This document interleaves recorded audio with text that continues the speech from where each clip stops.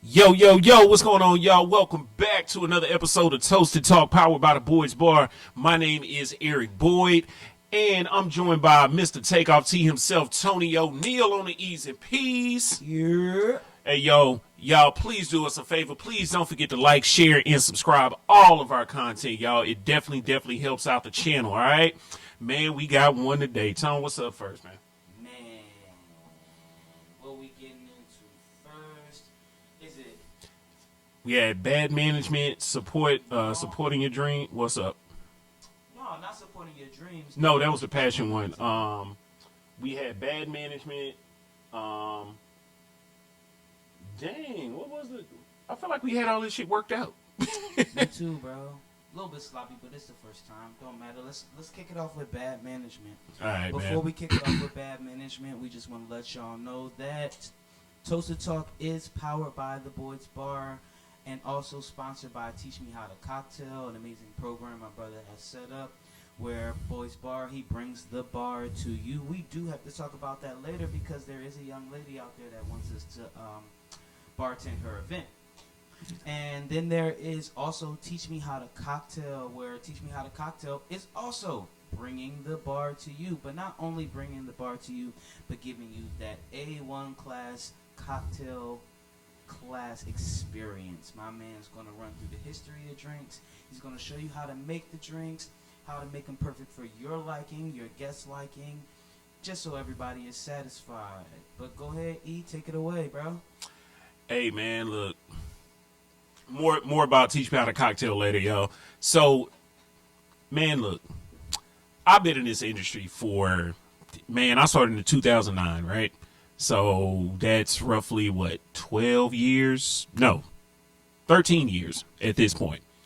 And I've worked at the shittiest places, the shittiest dive bars that you can imagine. And I've worked at one of the best craft cocktail bars in the city as well. So literally, I know this industry from top to bottom. I have experience in this industry from top to bottom, and as well as Tone does as well. So I'm here to tell you that good management and bad management is easy to spot, and it is so easy to ruin good employees with bad management, dude. So easy. Okay, so I'll give you a fairly recent example, right? So for me, the restaurant that I'm currently working at, right? They employed a young lady as a manager, right? And there was no motivational factor with her. There was no camaraderie, no nothing. She was just a very much micromanaging and just do as I say type of manager. And that is extremely toxic to an employee. Because one thing about good employees, you will lose good employees based off your bad management. Good employees do not leave a place that they are happy at. Good employees remain loyal to a place that they are happy. Tom, what you got to piggyback off that, man? So I'll say this. Actually, Wait, hold up. We fucking up. I was going to interrupt you about the cheers. We did not take our shot. You was in the heat of a moment, so I figured maybe let you make it. Nah, man. Cheers to you, cheers to us, brother. Same here. Cheers, y'all. So, We have some practice to do as far as our. I've actually been at my current restaurant for literally just over a month. Mm-hmm. And the owner of our establishment, because no man owns me, and our general manager Big facts. is like really relatable, and I guess he's more relatable to me because I've been in the industry. So you said about 13, 14 years? 13, 14. You've been So in longer than me. About 15, 16 years. Yep. So he always says the customer's number one complaint, because Forbes does this survey every year. Mm-hmm. Customers' number one complaint when going to a restaurant is feeling rushed. And when he said that, it spoke volumes to me because I worked at another establishment where it's like when a customer sits down, you got 45 seconds to greet their table. Turn it burn, turn it You burn. got 2 minutes to bring their drinks back. You got 4 minutes for soups and salads. And then they put appetizers in. Appetizers should be hitting the table within 6 minutes. If it's lunch portion, you got 8 to 12 minutes to get their lunch out. If it's dinner, you got 12 to 14 minutes. And then you have another 2 minutes or 2 bites to go back to the table to check to make sure everything is okay. And then you turn and burn them. Where this guy is like, you know what? I don't want my customers to feel rushed. Like, I'd rather, they, sit down. If Kick they're it for a campers- minute. If they're campers and y'all not getting enough tables, I'll expand the restaurant. The server's number one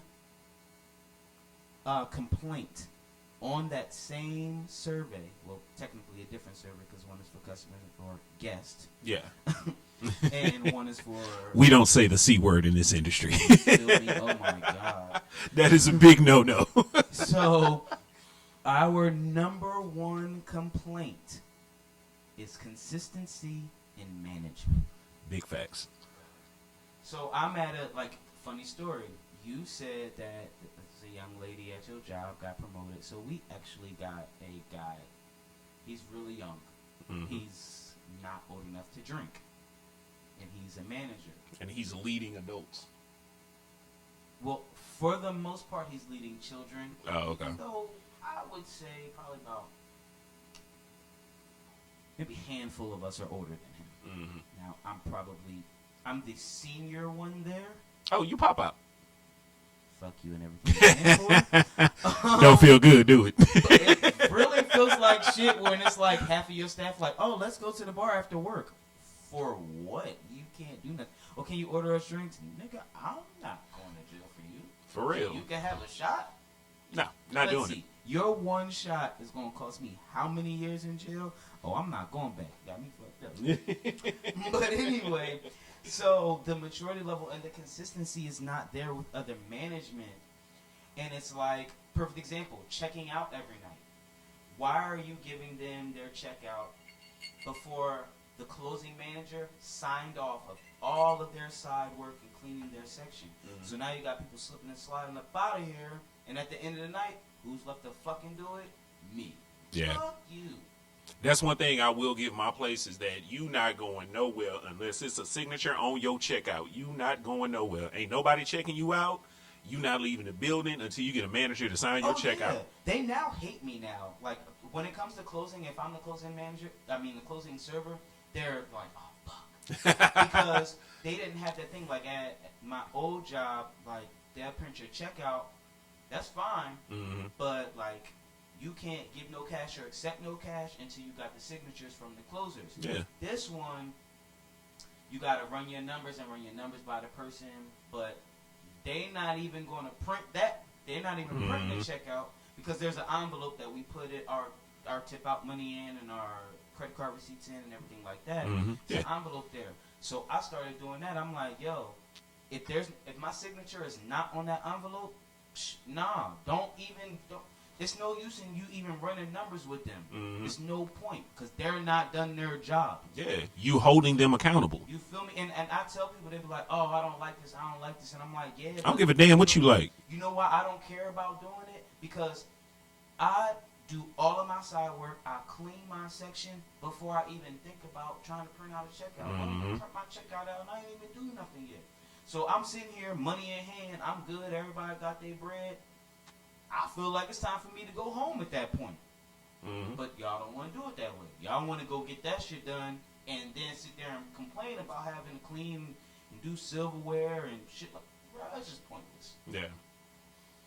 But okay, so all of that being said, how does that relate back to management? How do you want to hold management accountable for that? Where's the good and the bad in the managers when it comes to that? The good and the bad is that there are some managers that are mature enough and intelligent enough and courteous enough to make sure that shit is done and not leave you with the brunt of the work.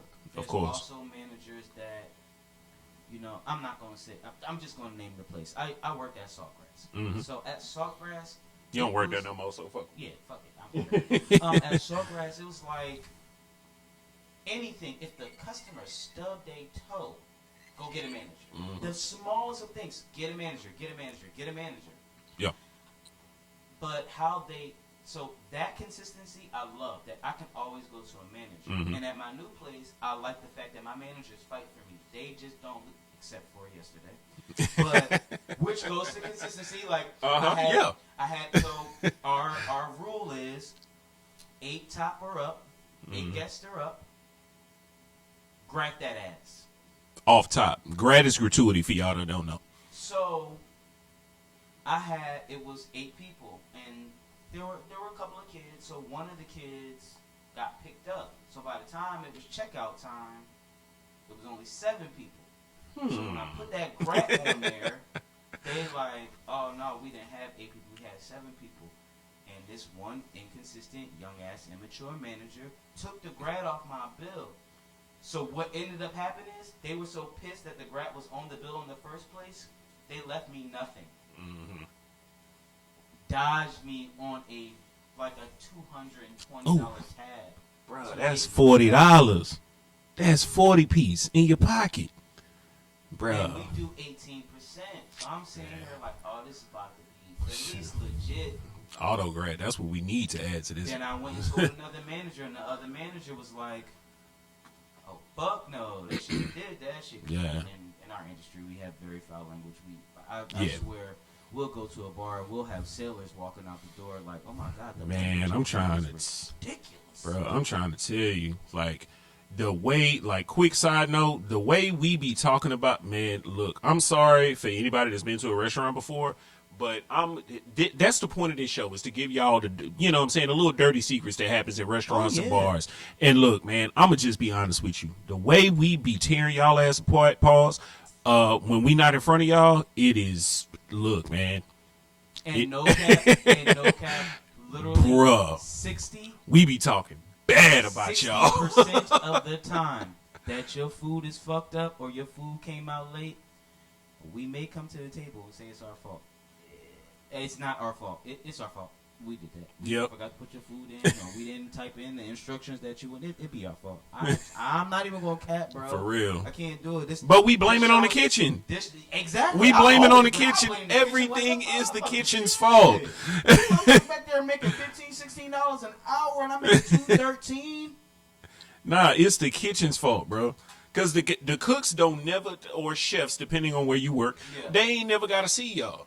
They ain't never got to see y'all. So all they do is come in and cook and collect their check. exactly, like, so yes, it is their fault. It is there for any little thing that goes wrong. It is their fault. Look, just understand and accept it. Just fucking They need to accept just be it. mind readers. You know what I'm saying? Just be a mind reader, my nigga. Just Like, fucking the accept fuck? it. You know what I mean? Shit, man. I was gonna piggyback on something that you just said. So when it comes to bad management, right? Like you talk about having your servers back, right, or having your employees back. It really, really pisses me off that some of the places that we work, we just get thrown under the bus, whether it's our fault or not. And my whole thing is like, we should not have to be demeaned in front of a guest just to make them potentially come back. Like, bro, I feel like that shit is so fucked up. You know what I'm saying? And I feel like guests, you know what I'm saying? Guests need to come to a realization that, look, man, y'all got to hold some accountability to the stuff that y'all do. Yeah. You know what I'm saying? If you order something and you are allergic to mushrooms and you didn't tell me that, and you know you didn't tell me that, bro, hold some accountability, bro. Hold some accountability and say, you know what, man, that's on me, my bad. But nah, you just, since you paying for your stuff, you know what I'm saying? Now all of a sudden you like, oh yeah, no, I told you no mushrooms. No, you didn't. Like, chill. And no, you where didn't. did you think that you went to? Because a lot of this stuff is like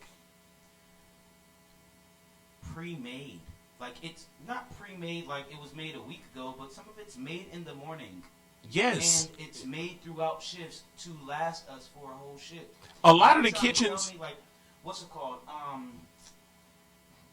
What is in the fucking artichoke dip? Spinach?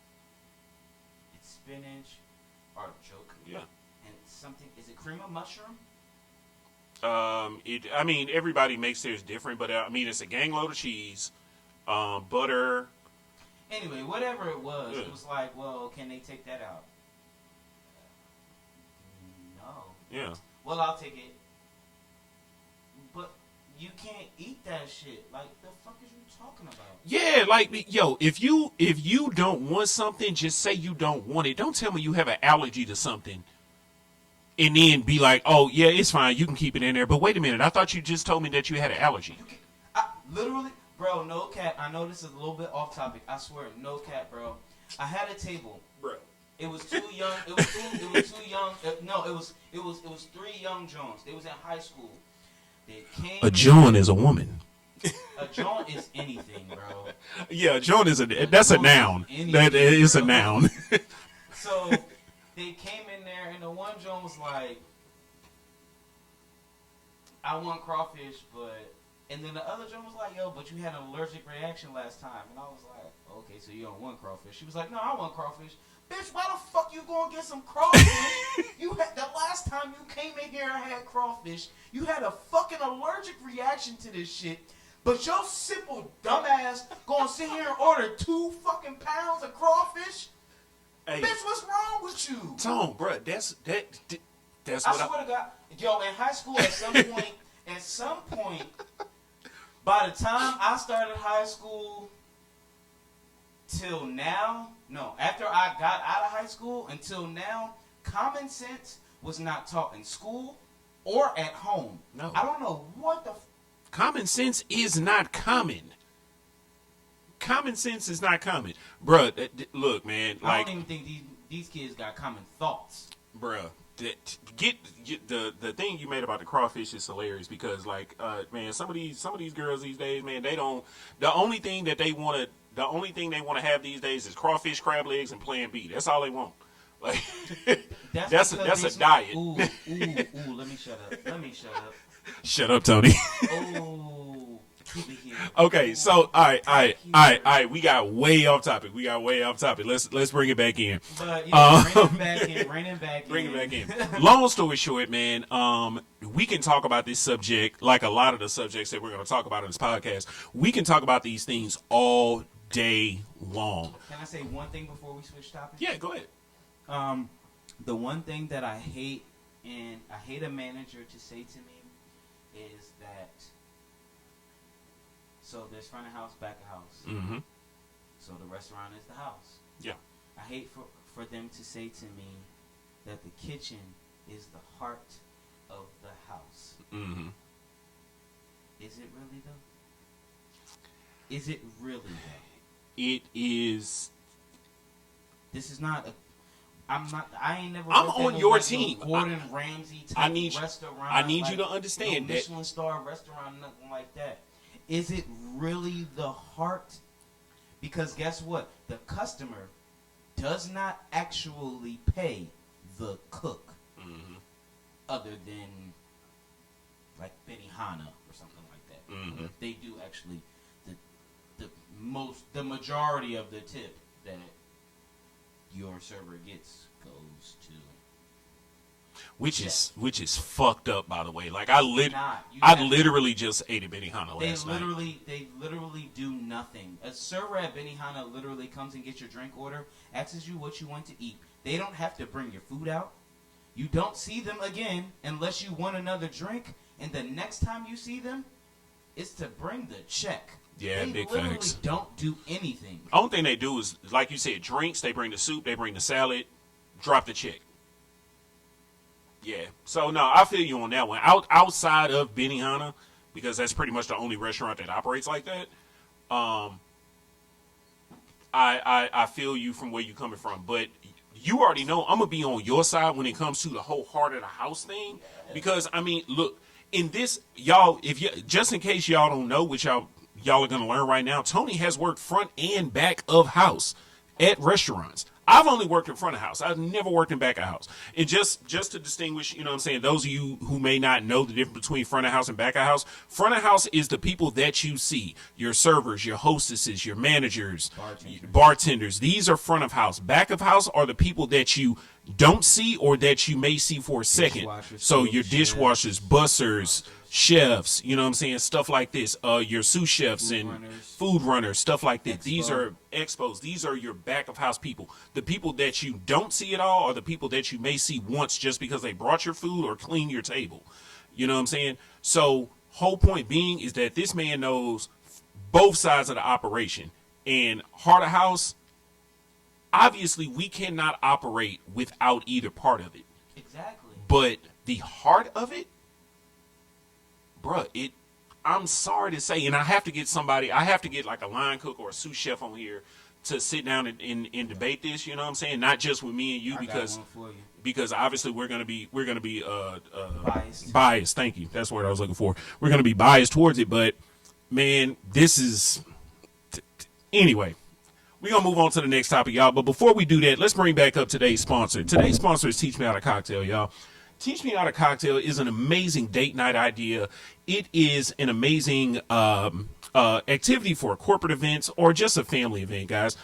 Teach Me How to Cocktail is a full-service cocktail class teaching the average home entertainer to be a skilled drink aficionado, all right? The goal of this class is to bring the bar home. Now, in the Teach Me How to Cocktail course, it's going to be a 60 to 90-minute course taking you through a historical and educational journey of all things related to cocktail history and culture. Upon arrival, you're going to be greeted with a freshly made punch, the backbone of all things cocktail, and then you're going to be directed to your service station to not only learn how to create the drinks, but guys, you all are actually going to make them.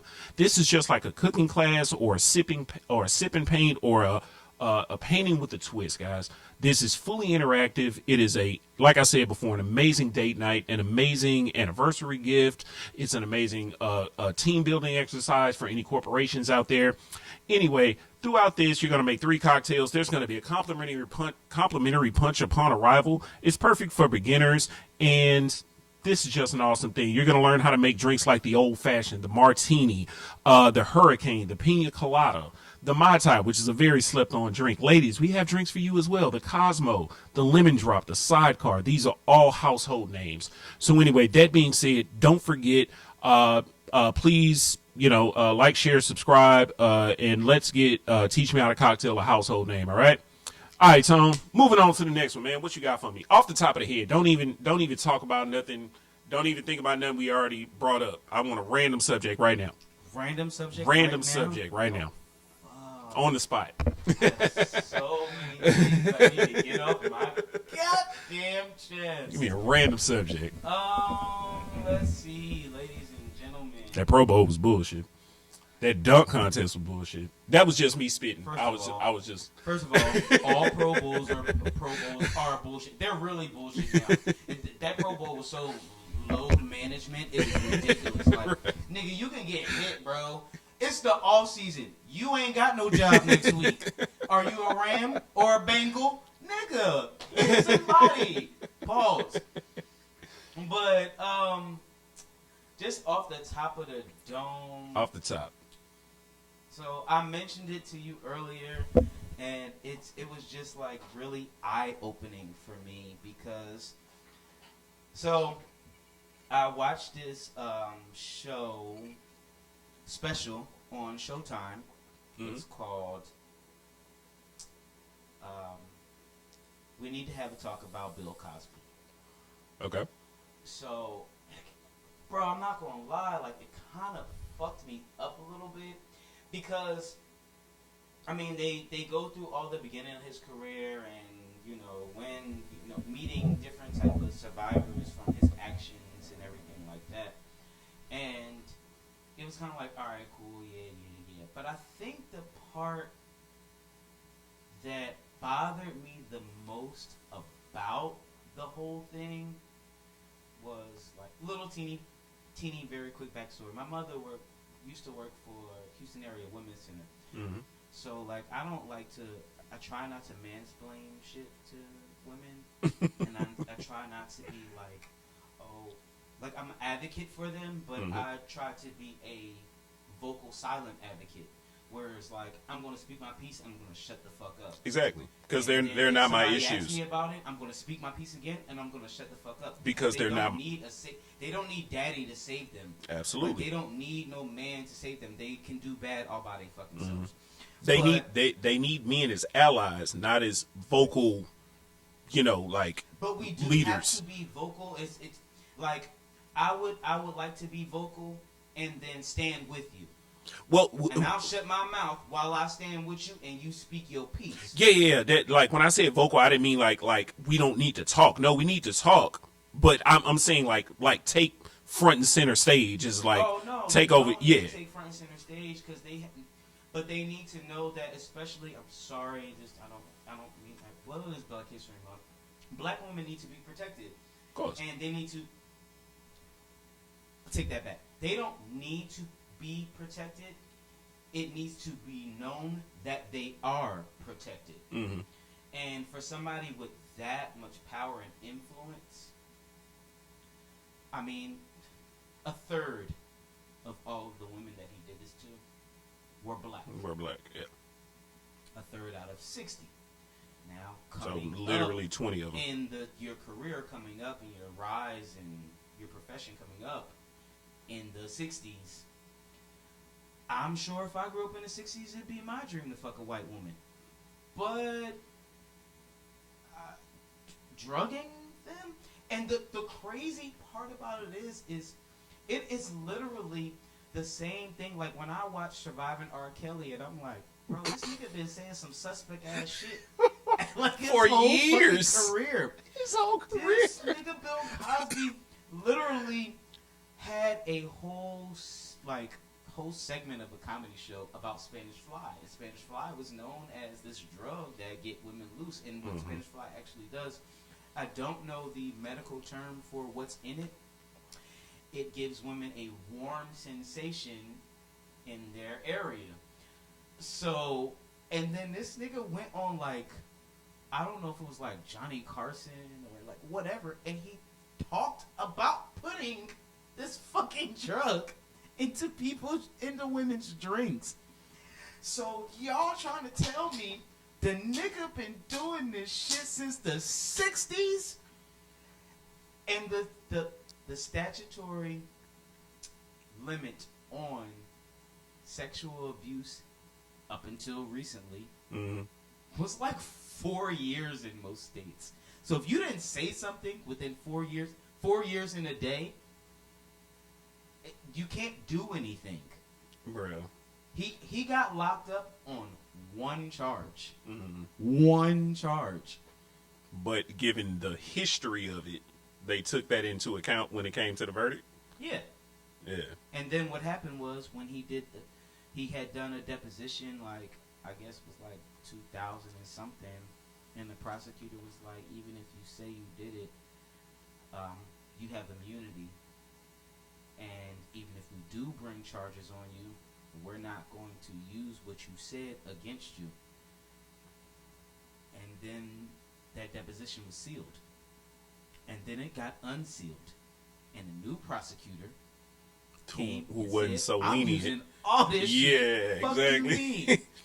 Bruh, And it's now he's walking amongst us again. bruh, it is crazy. It's not funny, but it's just kind of like Yes, how it is. fucked up. Like It's how not fucked funny. up is our justice system. Yeah, Like that happens, and I guess that's my point. That's how fucked up our justice system is. Yeah. And this is somebody that we go through that. Like we did it with OJ. No, he didn't do it. That nigga did it. you are getting to the point that I was trying to make. Go ahead. No, go ahead. R. You're good. Kelly. That nigga did it. Keep going. Bill Cosby. That nigga did it. Like, bro, it's so crazy how they are so honest. Like when they're doing these things, they're telling us that they're doing them, and we're just so blinded by the talent that they are. Because America's dad. he was America's dad, and as far as some people, he's still. I'm not saying like he's a GOAT comedian, but this dude is responsible for the birth of a lot of comics. You know what I'm saying? I'm not saying as far as like what they became, but Bill Cosby inspired a lot of comics. Now they took it way more vulgar than he did. Now I do think that the difference between Because Richard Pryor didn't. Richard Pryor did. Yeah. I think that Richard Pryor was really the birth of a lot of comics. I think that Bill Cosby was the birth of a lot of, both of them black related. Yes. But comic slash actor. Mhm. Because he did so much. Like, You're right. fucking I Spy. Like, Yeah. you're talking about, like, before that, you're talking, this guy is prime time. He's a detective. Whole point being an He wasn't inspiration. Stephen Fetchit. Whole point being an inspiration is for sure. we'll say that he was an inspiration to a lot of, you know what I'm saying, up and coming acts then. You know what I'm saying? Pryor talks about him, Eddie Murphy talks about him, you know what I'm saying, and stuff like that. But you do realize that they all talk shit about him? Yes, that's what I'm saying. Talk shit about him, but they talked about him. Yeah. You know what I'm saying? So anyway, my whole point being is that these, like, they do these things in front of our face and they brag about it Yes. in front of our face. Like, if you go back and look at if you go back and listen to R. Kelly shit, he's telling us we're just not listening for that. Cosby is telling us we're not listening for it. OJ wrote a damn book, said, "What if I woulda did it?" No, it was what if I did. What if I did And do it or something? No, it was. The if was in What if night. I did, and the if was like really fucking small between I and did. Yes. Like if I don't know, it was something weird. something It was along the lines, right? Like, and it was, they showed a clip on there, and it was from the Cosby Show. And there's this episode where, you know, the daughters are with the boyfriends. He made some fucking barbecue and shit. Yeah. And he's talking to Claire, Mhm. right? So, and he's saying, What is that? The sauce. Felicia Rashad, right? Felicia Rashad, Yeah. and he's talking about the sauce, like the barbecue sauce. Like, Mhm. you notice how every time I make my special sauce, Legendary scene, yeah. like, everybody Yes! is like, Yes! Yes! That is what I'm talking about. He was telling us. And we're all sitting there like, this is amazing. He got the special sauce and everything. That nigga really has a special sauce. Bruh. Like, and as somebody who grew up like in a stone's throw away from Philadelphia, Yeah. like, he is major. I went to theater school in Philly. Like, he was major. Temple, he was major, even though he ain't never give them no money. You know what I find really funny? What's that? He talks about he talked about supporting all these black colleges and everything, or any university, and make sure they're supported. He gave $20 million to one school. It was an Ivy League, wasn't it? Nope. Power 5? Or no, Nope. it was a PWI, wasn't it? Nope. Spelman. Oh, wow. Of course you give $20 million to a school full of women. Mm-hmm. That you know you could possibly need on your team Bruh. in the future. Boy. Bruh. But for real, at some point, we just really have to recognize that, hey, yo, we do wrong like anybody else do wrong. Mhm. And because somebody's glorified because of their success and they've done a lot for us as a people, it doesn't mean that they're, you know, absent of faulthoods. We all are fucked up people in some sort of way. Some more serious than others. Absolutely. But we're all still, there's some fucked up part about us. And it may not show. I might just have fucked up thoughts about a motherfucker. I don't know. Shit. Mm-hmm. It just be like It's that. it's accountability. Yeah. It's accountability. And I feel like, especially in this generation, dude, like one thing that I feel about, this is another conversation for another day, as far as generations, right? So, you know, you got boomers, you got Gen Z, Gen X, you know, millennials, all this, that, and the third, right? But one thing that I love about our generation is that we actually hold people accountable for the things that they've done. But do we? Because now we're on a new topic, folks. Because do we? Do we really hold them accountable? How much do they get? How much do we try to hold them accountable? Yes. How much do they continue to get away with? The same thing. Yeah, So true. do we I give really you that. hold them accountable? No, we might put it out, put it on social media and shit like that. But We try to hold them accountable, but even still, I think it's a step in the right direction, at least, as far as trying to hold people accountable for the things that they've done. Oh shit! I'm sorry to switch this. This just popped into my fucking head. I seen this tweet. It was either yesterday or the day before. I can't remember, but the So who was the young lady that was taken in the photographs, having pictures? I mean, having rocks thrown at her when integration was going on. she was young. Yeah, Ruby young. Bridges. Yes. So I seen this shit on Twitter. No, way too I seen this shit. Yes, you do, and I'm here for it. I seen this shit on Twitter. It is apparently there's an uproar going on right now because the people that were in those fucking photos are now gonna go down in history for throwing rocks and fucking. They're going to be now held accountable. They're a part of history for the fucked up shit that they did. Their grandchildren are gonna learn the shit that their fucking grandparents did. You know what I'm saying? Now, like I said, I'm not saying that they going down because the bitch that killed that fucked up Emmett Till is still walking free today. That bitch still, yeah, that bitch is still free. So once again, that proves your point as far as she hasn't necessarily taken responsibility and gotten what she's deserved.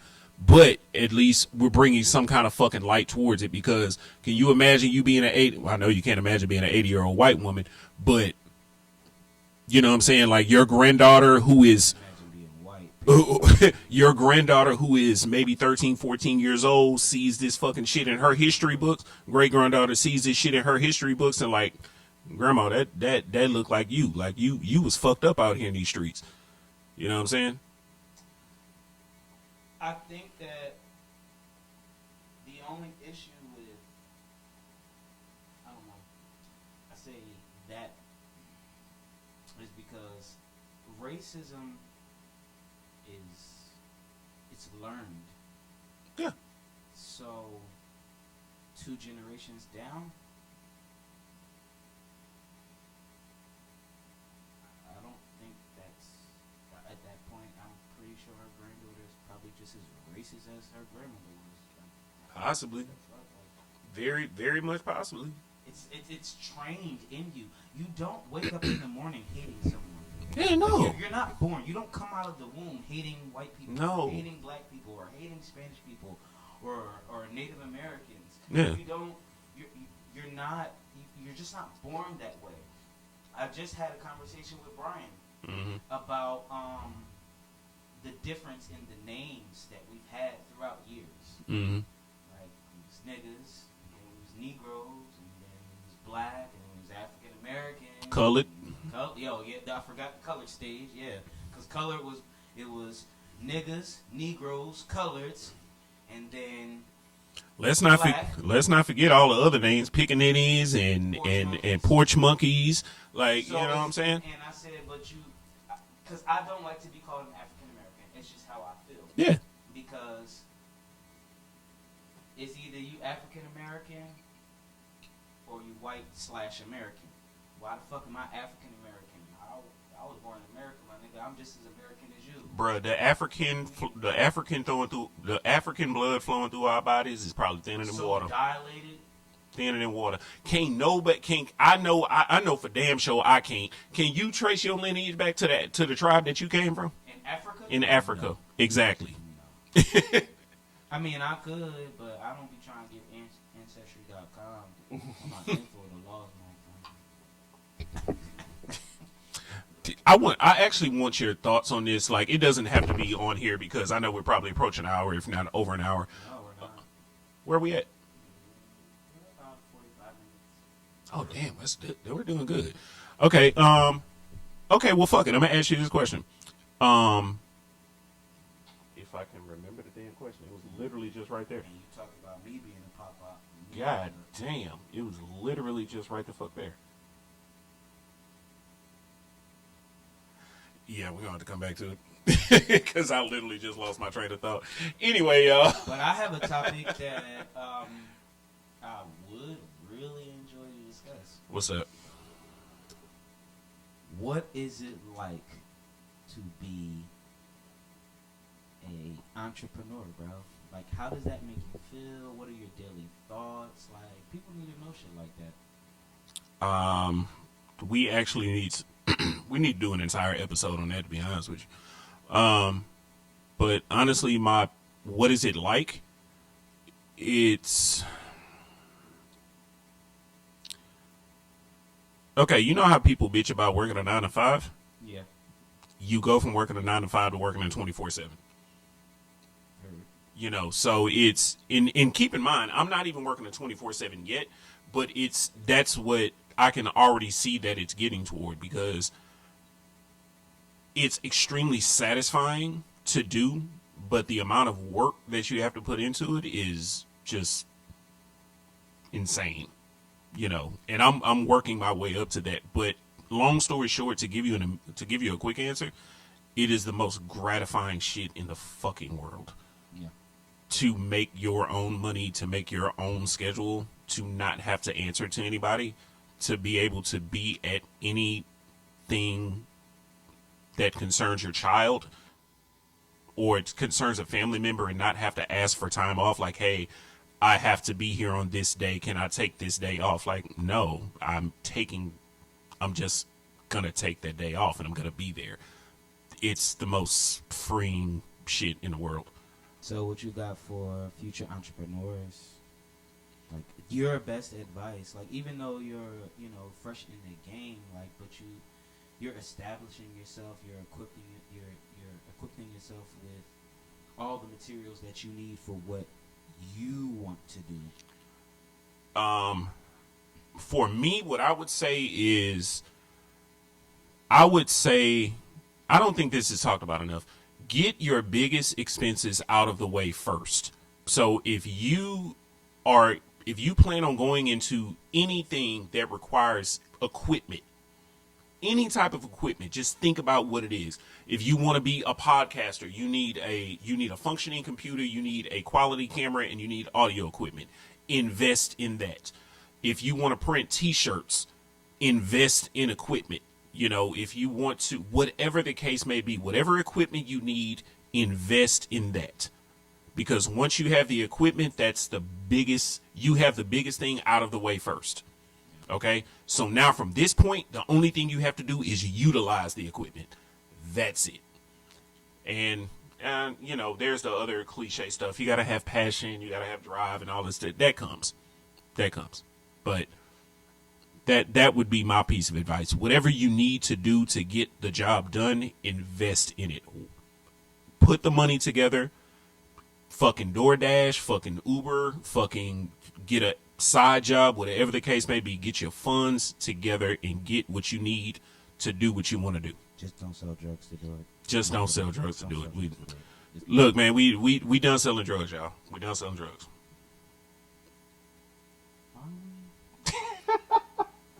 Are we? Because I'm not trying to be a dick on that. We're done selling drugs. We're done selling drugs. Who told you that? I'm just saying, bro. Like, there's nothing wrong with a good weed man. I'm just saying, like, yo, for real. You right. Like You right. Friend. My bad. The weed man, we still need the weed man. Okay, we still need the weed man. But if you anything else, man, just go ahead and shut it down. We don't need that extra shit. And it's crazy because it's like, yo, the country is really, like, a lot of states are, y'all literally weeding out the weed man. I've had weed men that have been really good friends. I've invited them to functions. They was always invited to the cookout. They a part of the family, dog. Oh, this my bro. Like, I'm just your weed man. But you my bro, though. Bro, like, why you acting like we not family, fam? Like, come on, I dog. see you every day. I Bruh. see you as much as I see my kids. Bro, I met your daughter, dog. Like, what you mean? Like, oh, I'm not supposed to say it on camera? My bad, dog. My bad. I still love you, though. I was fucked up, huh? I was fucked up, Daisy.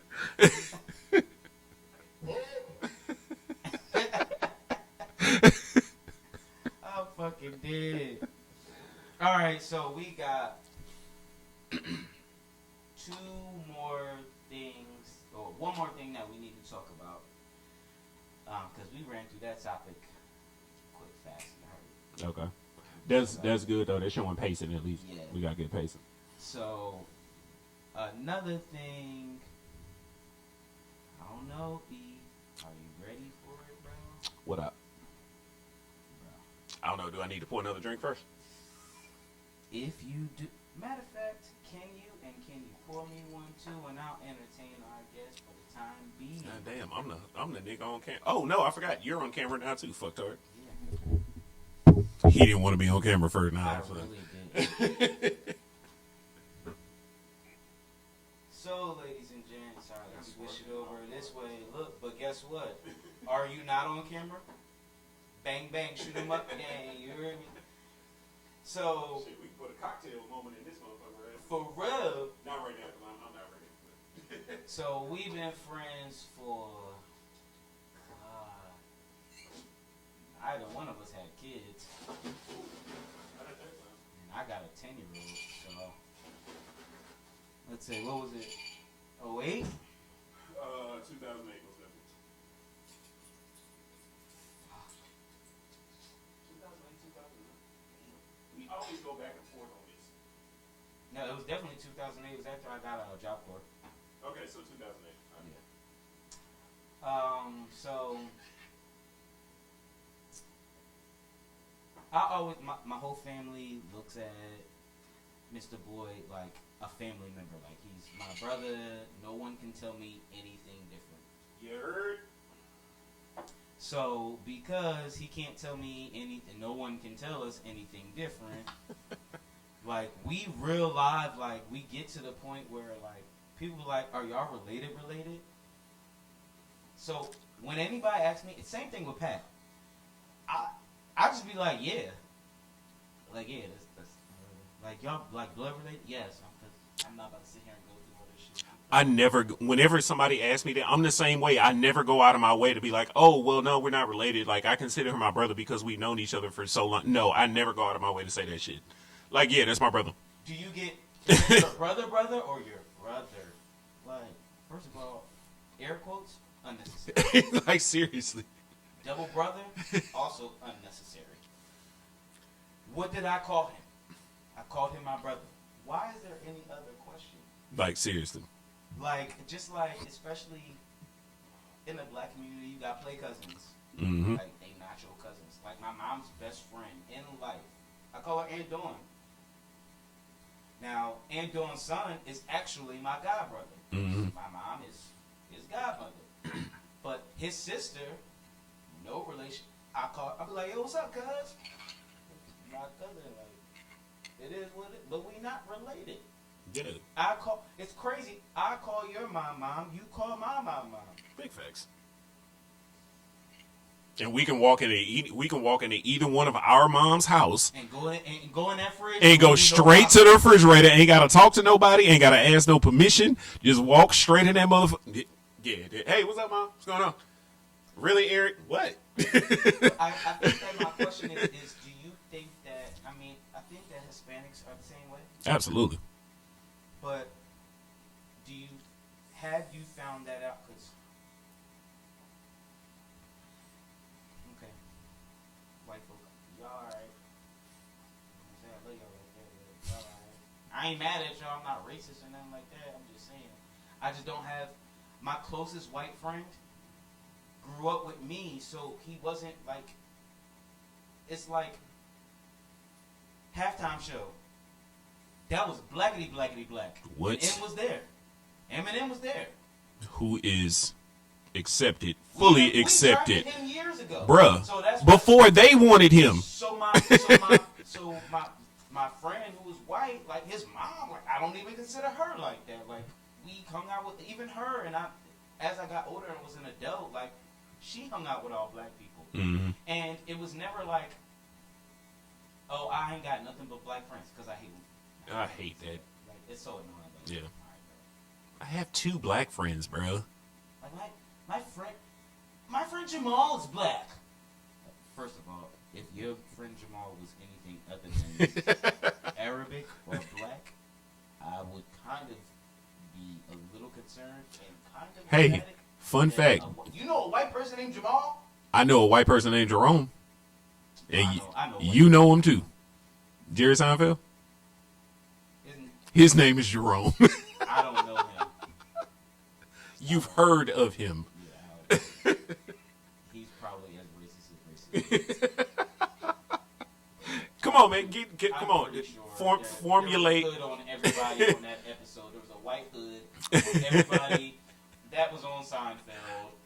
Anyway, Formulate your question. so like, do you think that I've never met like a white family that like was truly like generic all American white that was like that? Like, it's my brother, it's my play cousin type of shit. I've never seen that. I mean, no, I don't Then think you are from Texas. I don't think that's just I don't think that's something that they do just throughout their. I don't want to put white and culture in the same sentence.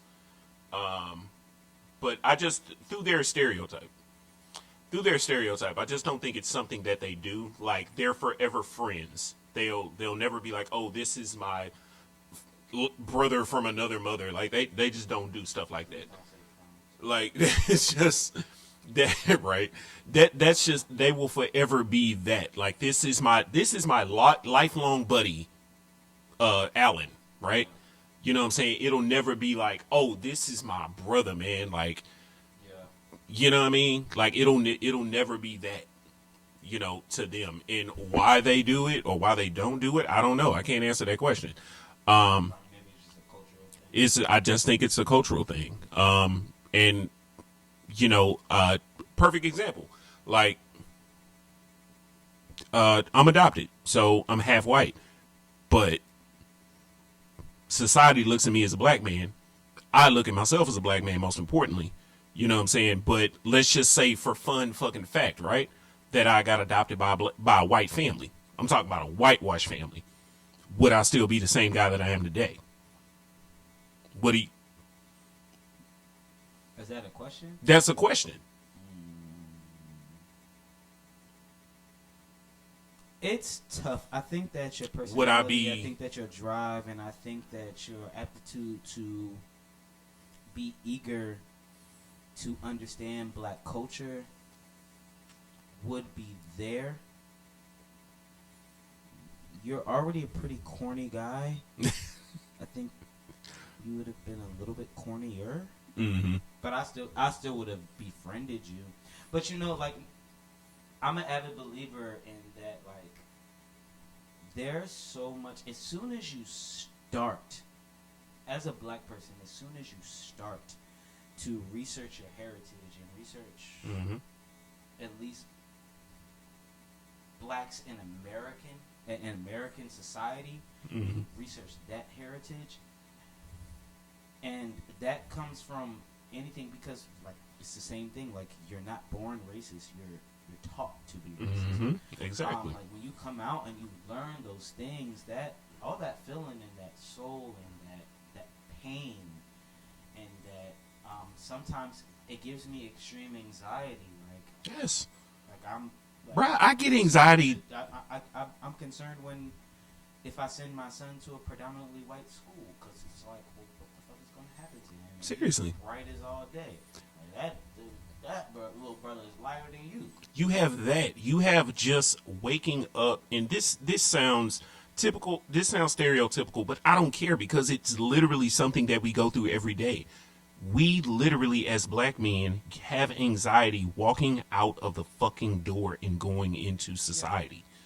I hate the fact that I have to have conversations with my son about how he needs to act around white folk, and it's 2022. And we have to prepare our children for this, because this doesn't happen. What Kyle is not getting coached. You gotta How? pick a different name than Kyle. Well, okay. Brad. Billy? Brad. Okay, Billy. Yeah, we'll Brad. go. No, Brad. Brad is good. Brad is. I swear to God, we had a conversation conversation at work. I know swear, one black guy is named the Brad. Karen. I know. If it's a guy that does it, I it's thought Brad. Kyle was Karen. No, Kyle can't be Karen. Brad is definitely the Karen. I know one. I only know one black guy named Brad, and he is a nigga. I know zero Negroes named Brad. But no, like whole point. Okay, so Brad is not being coached in his home on how to behave in society. I can guarantee you, like Brad is not being coached that way. But the simple fact that Jerome